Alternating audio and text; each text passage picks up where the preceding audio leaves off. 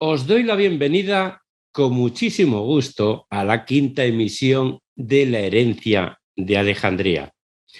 En el programa anterior desmenuzamos punto por punto La reina del sur, de don Arturo Pérez Reverte.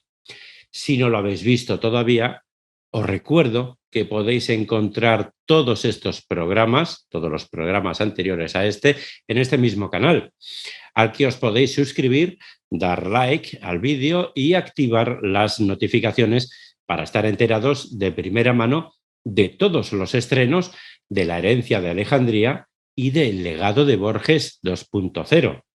Recordad que también nos podéis encontrar en vuestra plataforma de podcast favorita y que en nuestra web luiscarballeslocutor.com podéis disfrutar de todo el contenido que producimos.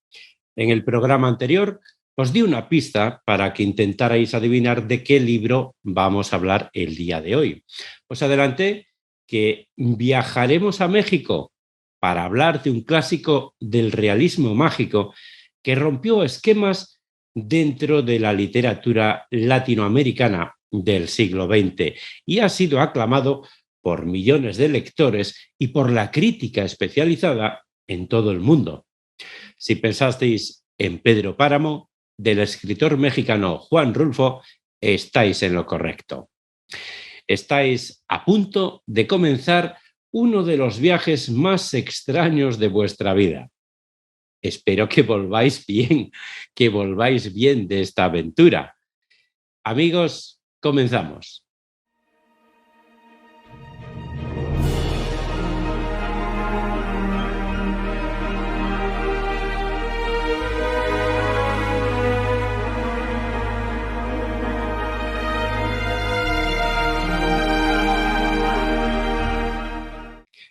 Pedro Páramo es un libro publicado en el año 1955 que cambió para siempre la historia de la literatura, no solamente por lo que la novela representa por sí misma, sino por la influencia y repercusión que tuvo en otros grandes escritores.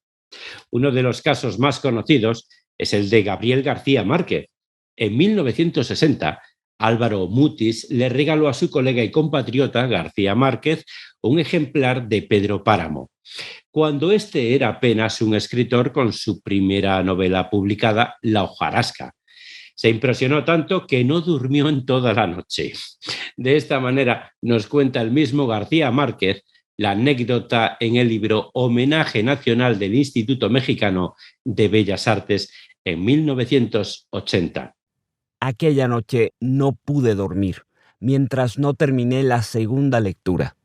Nunca, desde la noche tremenda en que leí La Metamorfosis de Kafka en una lúgubre pensión de estudiantes de Bogotá casi 10 años atrás, había sufrido una conmoción semejante. Al día siguiente leí El llano en llamas y el asombro permaneció intacto. Mucho después, en la antesala de un consultorio, encontré una revista médica con otra obra maestra desbalagada, La herencia de Matilde Arcángel. El resto de aquel año no pude leer a ningún otro autor, porque todos me parecían menores. Conmocionado por su descubrimiento, encontró, por fin, el camino que buscaba para continuar sus libros. El Macondo de 100 años de soledad no existiría sin Comala. ¿Conocéis a Juan Rulfo? Pues mirad, Juan Rulfo fue un importantísimo escritor que marcó un antes y un después en la historia de la literatura en México y es reconocido como una figura fundamental en el ámbito de las letras universales. Nació en el año 1917 en un pueblo del estado de Jalisco llamado Apulco, que en aquellos años tenía únicamente 2.000 habitantes y ni siquiera aparecía en los mapas. El momento histórico que le tocó vivir y las desgracias familiares que acaecieron en aquellos años definieron su carácter y el rumbo que tomaría su vida. Nació en plena revolución siendo hijo de un hacendado, por lo que su familia era acomodada, pero la guerra cristera trajo consigo grandes desgracias, como la pérdida de todos sus bienes, la muerte de su padre y su abuelo, y muy poco tiempo después, el fallecimiento de su madre. Al principio, su abuela se intentó hacer cargo de él, pero terminó viviendo en un orfanato en Guadalajara, en México, que el mismo Rulfo llegó a calificar como correccional. Esto le ocasionó un estado depresivo que acarreó hasta su vida adulta.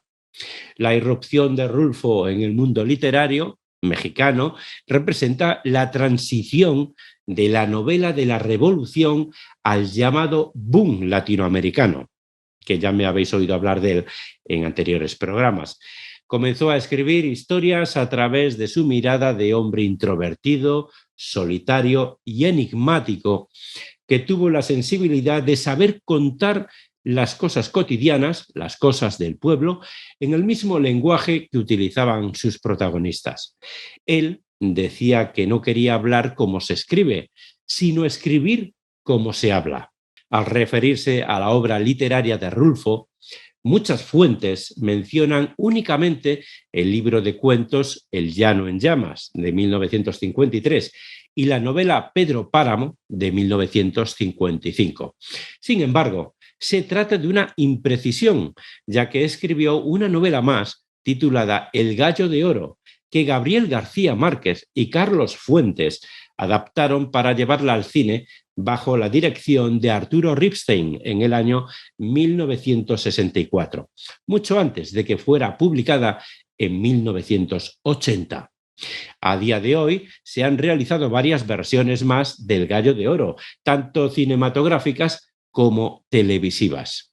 Gran parte de la belleza y el goce personal que representa la lectura de Pedro Páramo radica en el factor sorpresa. Aunque es difícil entrar en blanco al leer una novela de la que tanto se ha hablado ya, voy a tratar de reseñar parte del argumento procurando no revelar algún detalle que demerite de alguna manera la experiencia del futuro lector. Pero antes me gustaría explicar brevemente qué es el realismo mágico, corriente literaria a la que pertenece esta novela. El realismo mágico, bueno, voy a empezar. Pedro Páramo es... Voy a empezar por la novela para ver si así trato de explicarlo mejor. Pedro Páramo es una novela en la que el tiempo y el espacio no existen y por eso la mejor manera que encontró Rulfo para contarla fue a través de los muertos. ¿Cómo es esto posible? Bueno, dentro del marco del realismo mágico, el realismo mágico es una corriente que surgió principalmente en Latinoamérica en el siglo XX, seduciendo a millones de personas. A ella pertenecen obras inmortales de los más grandes autores del continente. 100 años de soledad, del ya mencionado Gabriel García Márquez, Aura, de Carlos Fuentes, Los recuerdos del porvenir, de Elena Garro, Como agua para chocolate, de Laura Esquivel, y La casa de los espíritus, de Isabel Allende. Solo por mencionar algunos títulos que probablemente conozcáis. Seguramente La casa de los espíritus sí que la conocéis porque recuerdo que hace unos cuantos años la protagonizó, bueno, uno de los protagonistas que hizo la película fue Antonio Banderas. Si os dais cuenta, todas estas historias tienen ciertos elementos en común, ya que en ellas suceden eventos que dentro del plano racional no son lógicos, pero dentro de la historia están normalizados. El narrador o los narradores, como sucede en el caso de la novela que nos ocupa, cuentan los hechos con toda naturalidad y de la misma manera los perciben los personajes.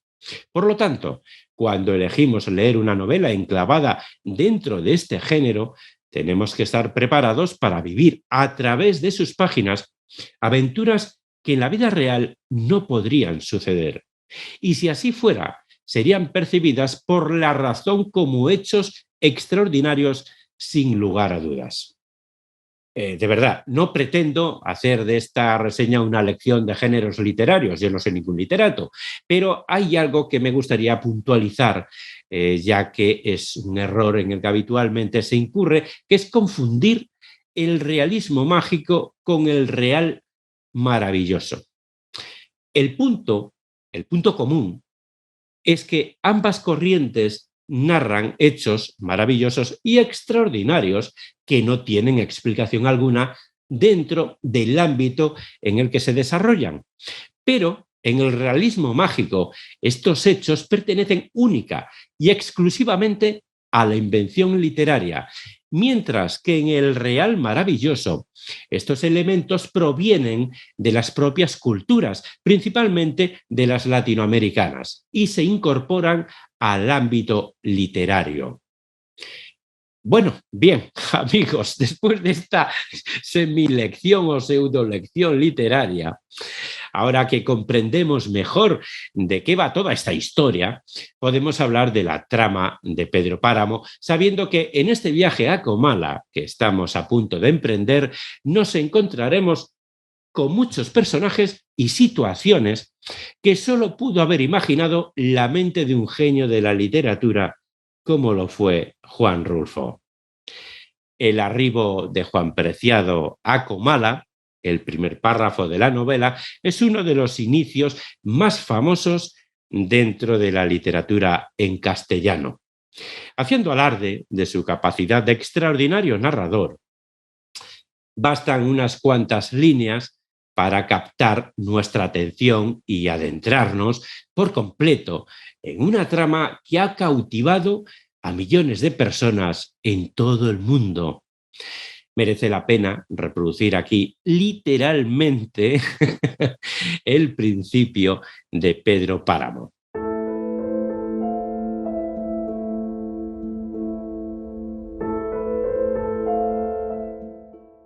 Vine a Comala porque me dijeron que acá vivía mi padre, un tal Pedro Páramo. Mi madre me lo dijo, y yo le prometí que vendría a verlo en cuanto ella muriera. Le apreté sus manos en señal de que lo haría, pues ella estaba por morirse y yo en un plan de prometerlo todo. No dejes de ir a visitarlo, me recomendó. Se llama de este modo y de este otro. Estoy segura de que le dará gusto conocerte. Entonces no pude hacer otra cosa sino decirle que así lo haría.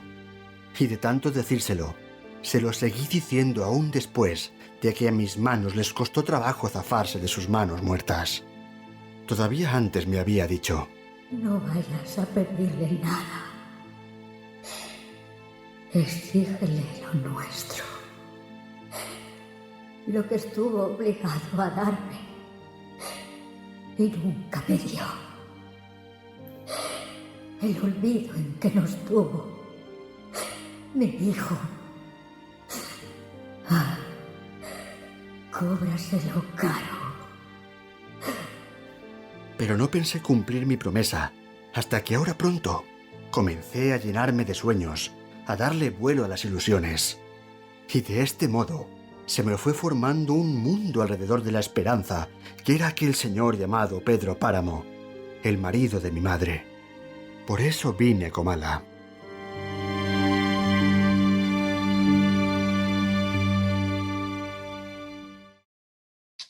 El hecho ya está planteado. Juan Preciado cumple la promesa que le hizo a su madre y se dirige a Comala para buscar a su padre, Pedro Páramo, y reclamarle aquello que como hijo suyo le corresponde. Lleva consigo un retrato ajado de Dolores que supone que le servirá como una especie de identificación para legitimar su parentesco en caso de que su padre no recuerde a su madre. En el trayecto se encuentra con un arriero de nombre Abundio, quien le enseña que toda la tierra que se alcanza a ver desde ese lugar recibe el nombre de la Media Luna y es propiedad de Pedro Páramo.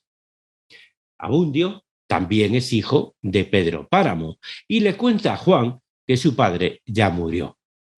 Juan Preciado está completamente desconcertado porque aquel pueblo no es precisamente el lugar idílico del que su madre le habló toda la vida. Abundio le dice que busque a Eduviges Diada, diciéndole que va de su parte y ella le puede dar alojamiento. Eduviges le asegura a Juan que Dolores le avisó de su visita a Comala. Juan le explica que su madre ya murió y no entiende cómo pudo haberla advertido. Es una situación confusa para el lector, pero recordemos que para los personajes de la historia no lo es. A partir de este momento debes continuar la lectura poniendo mucha atención a todos los detalles, ya que la primera conversación entre Eduviges Diada y Juan marca el inicio de esa sucesión de hechos sin explicación racional que van a estar presentes hasta el final de la novela.